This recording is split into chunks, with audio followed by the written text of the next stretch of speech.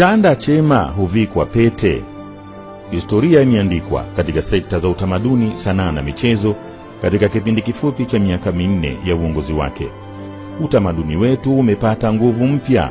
Matamasha na makongamano yameimarika, yakileta ajira, kukuza utalii wa kiutamaduni na mshikamano wa kitaifa.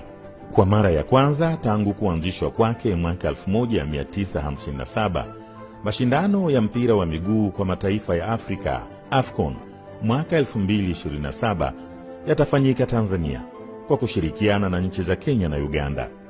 Pia Tanzania imepata fursa ya kuwa mwenyeji wa mashindano ya CHAN yatakayofanyika nchini mwezi Agosti mwaka 2025. Kwa mara ya kwanza michezo kwa watu wenye ulemavu imepewa kipaumbele.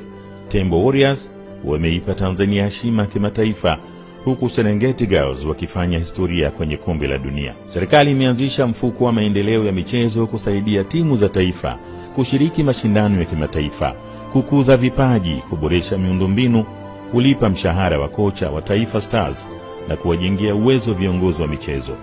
Kupitia mfuko huu, shilingi bilioni 9.6 zimetolewa, zikichangia mafanikio makubwa katika sekta ya michezo hapa nchini.